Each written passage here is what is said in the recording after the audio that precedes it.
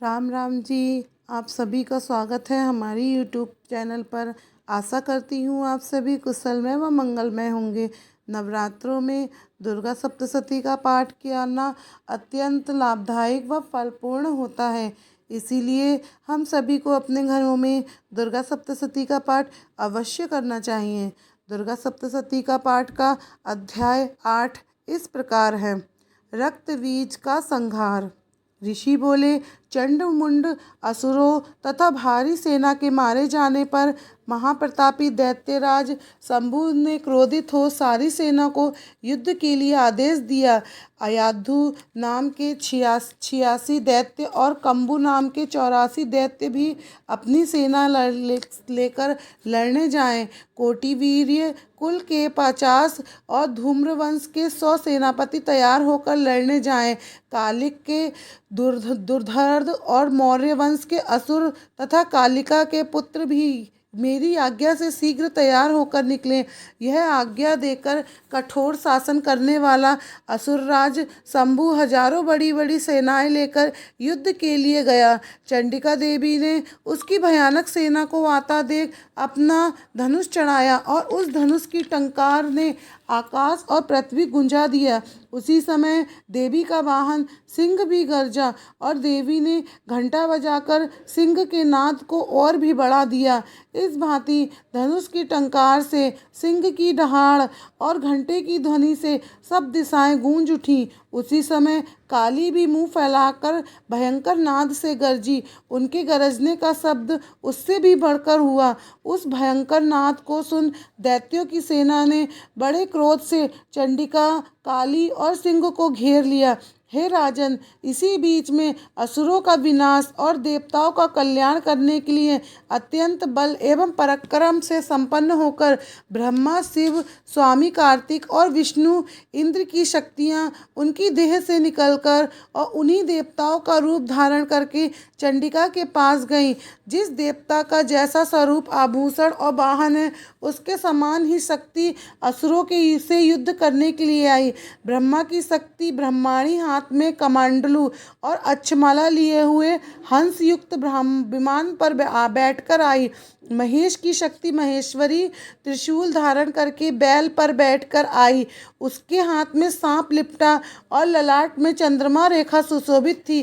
कार्तिकेय की शक्ति कौमारी हाथ में शक्ति लेकर मोर पर चढ़कर दैत्यों से युद्ध करने के लिए आई। उसी प्रकार विष्णु की शक्ति वैष्णवी शंख, चक्र, गदा, शांग, धनुष और खंड लेकर गरुड़ पर सवार होकर आई।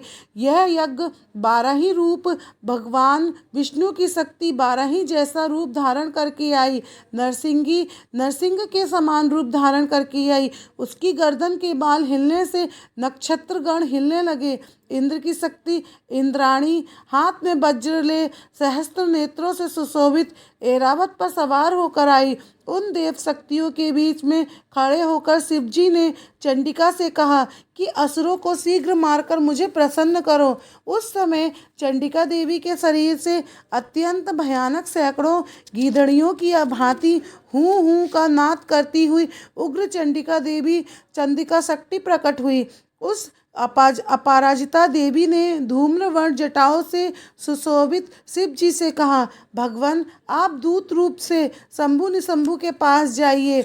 अति गर्वित शंभु निशंभु और युद्ध के लिए उपस्थित अन्य दानवों से कहिए, हे दानवों, तुम लोग यदि जीवित रहना चाहते हो तो पाताल चले जाओ। तीनों लोगों का राज्य इंद्र को दे दो और देवताओं, अपना अपना यज्ञ भाग ले लो। और यदि तुम अपने बल से, दर्प से युद्ध करना चाहते हो तो आओ, तुम्हारे मांस से हमारी योगिनियां तृप्त हों।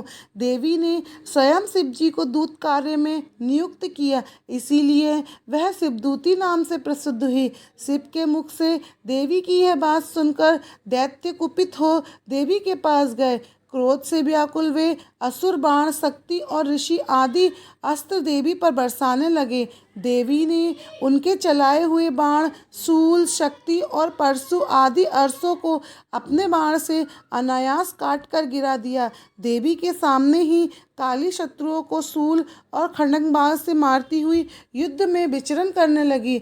ब्रह्माणी जिधर जाती उधर कमंडलू से जल छिड़ककर असुरों को निर्मल और निस्तेज कर देती।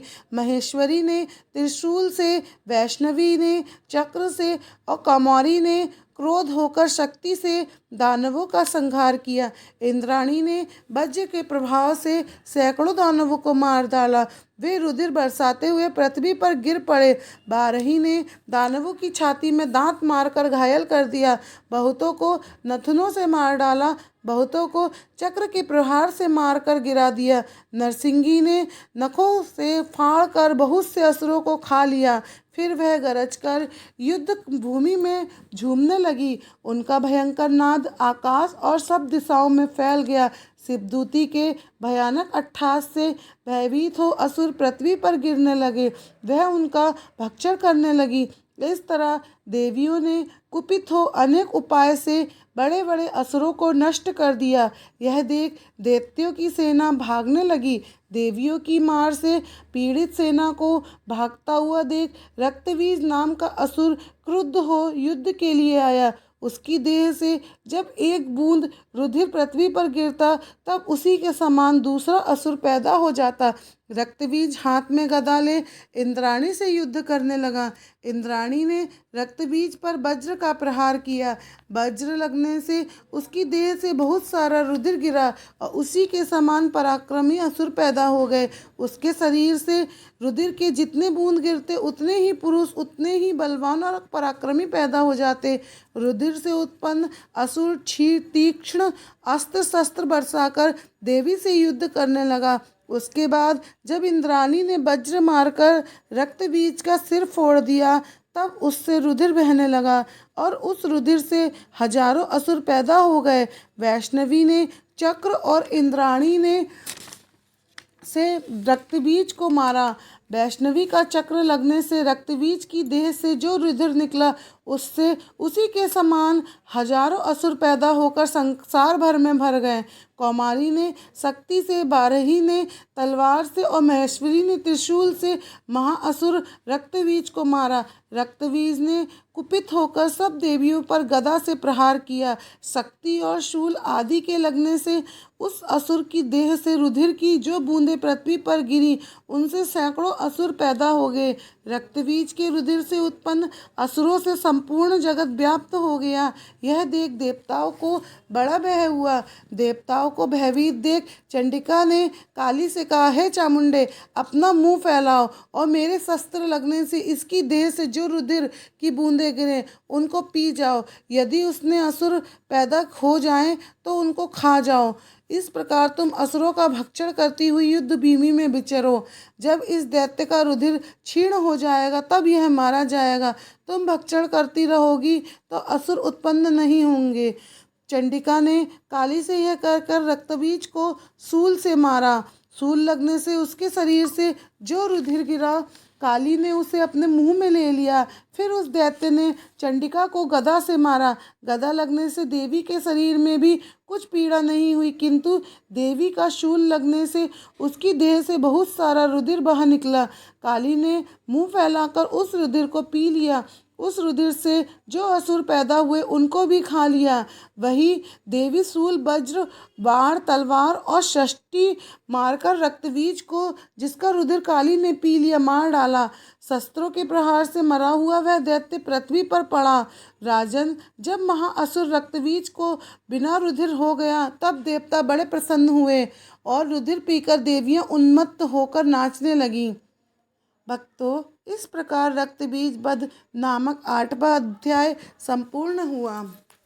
मित्रों, मुझसे इस अध्याय को कहने में, सुनाने में जो भी भूल चूक हुई हो उसकी दोनों हाथ जोड़ के माफ़ी। माता रानी आप पर, आपके परिवार पर अपनी कृपा बनाए रखे। माता रानी का आशीर्वाद आप पर हमेशा बना रहे। जय माता दी, जय माता दी, जय माता दी। आप सभी को राम राम जी।